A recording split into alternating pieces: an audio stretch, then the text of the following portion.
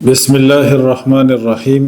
آج انشاءاللہ سورہ طور کی آیت نمبر 35 اور 36 کا مفہوم بیان کریں گے۔ اعوذ باللہ من الشیطان الرجیم۔ ام خلقوا من غیر شیء ام هم الخالقون ام خلقوا السماوات والارض بل لا یوقنون۔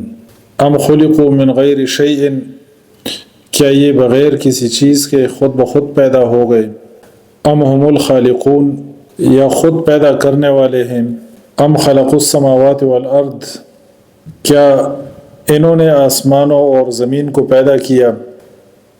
بل لا یوقنون، بلکہ یہ یقین نہ کرنے والے لوگ ہیں۔ ان آیات میں مشرکین عرب کے یقین کی کیفیت کا بیان بھی ہے، اور اس میں دہریت پر، نیچریت پر، ایتھیزم پر بھی رد ہے۔ ام خلقوا من غیر شیء، اللہ فرماتے ہیں کہ کیا یہ کسی چیز کے بغیر خود بخود پیدا ہو گئے؟ از خود یہ اتفاقاً پیدا ہو گئے۔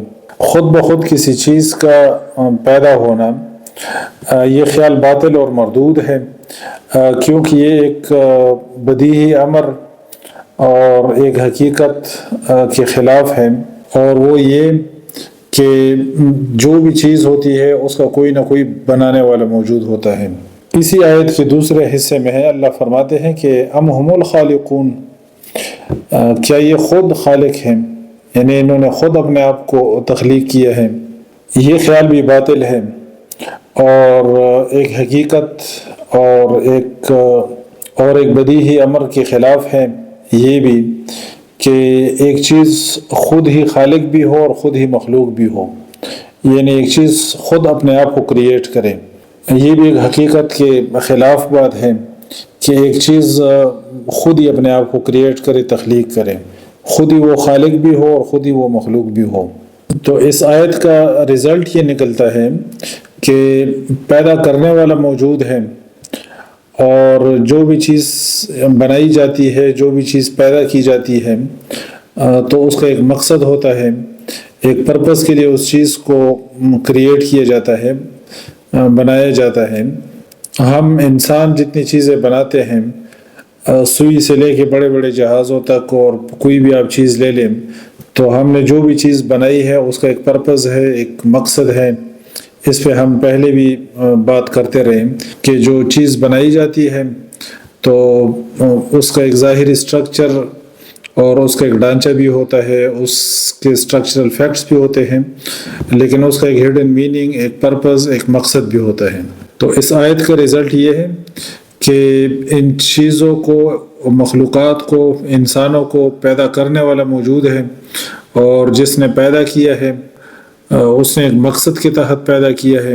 اور تیسرا رزلٹ، اس کا ایک اہم رزلٹ یہ ہے کہ جس نے پیدا کیا ہے تو اس کے سامنے آپ نے اکڑنا نہیں ہے، کیونکہ پیدا جب اس نے کیا اور مقصد بھی اس نے متعین کر دیا، تو پھر آپ نے اس کے سامنے اکڑنا نہیں ہے۔ پھر جو اس کا حکم ہے اور جس طرح اس نے زندگی گزارنے کو کہا ہے، پھر آپ کو اسی طرح چلنا ہے۔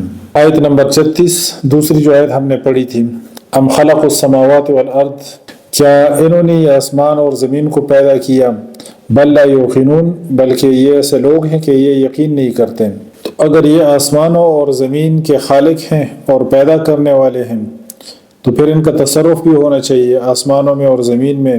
اصل میں جو مشرکین عرب تھے وہ اللہ تعالیٰ کو بھی مانتے تھے کہ اللہ تعالیٰ موجود ہیں، اور اللہ کو اللہ کے نام سے یاد کرتے تھے۔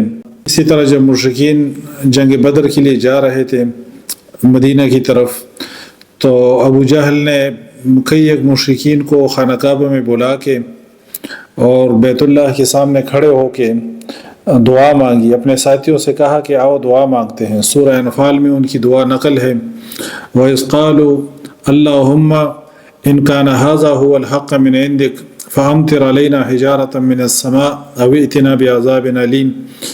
یہ ابو جہل اللہ سے دعا مانگ رہے ہیں، بیت اللہ شریف کے سامنے کھڑے ہو کے اور اپنے مشرکین ساتھیوں کو ساتھ لے کے اللہ سے، وَإِذْ قَالُوا اللَّهُمَّ، جب انہوں نے کہا کہ اے اللہ سے دعا کر رہے ہیں، إِنْ كَانَ هَذَا هُوَ الْحَقَّ مِنْ عِنْدِكَ، کہ اگر یہ تیری طرف سے حق ہے، یعنی یہ پیغمبر، یہ قرآن اگر یہ حق ہے فَأَمْطِرْ عَلَيْنَا حِجَارَةً مِّنَ السَّمَاءِ، تو ہم پر آسمان سے پتھر برسا، اَوْ ائْتِنَا بِعَذَابٍ أَلِيمٍ، یا ہمیں دردناک عذاب دے دیں۔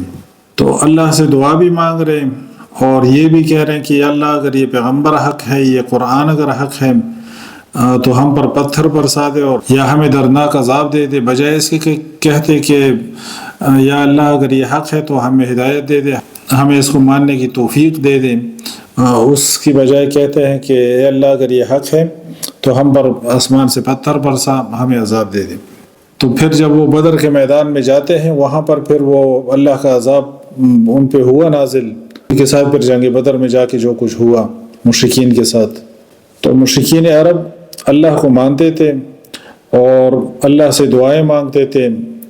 یہ جو دعا ہم نے بیان کی ہے سورہ انفال کے اندر موجود ہے، وَإِذْ قَالُوا اللَّهُمَّ إِنْ كَانَ هَذَا هُوَ الْحَقَّ مِنْ عِنْدِكَ فَأَمْطِرْ عَلَيْنَا حِجَارَةً مِّنَ السَّمَاءِ أَوْ ائْتِنَا بِعَذَابٍ أَلِيمٍ۔ اسی طرح وہ اللہ تعالیٰ کو خالق مانتے تھے، یہ قرآن نے بیان کیا ہے، وَلَئِنْ سَأَلْتَهُمْ مَنْ خَلَقَهُمْ، کہ اگر آپ ان سے پوچھیں کہ ان کو کس نے پیدا کیا ہے تو ضرور یہ جواب دیں گے کہ ہمیں اللہ نے پیدا کیا ہے۔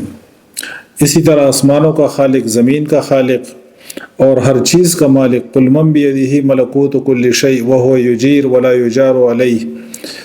تو بہرحال قرآن نے یہ سارے مقدمے بیان کیے ہیں کہ یہ سارے کچھ وہ مانتے تھے۔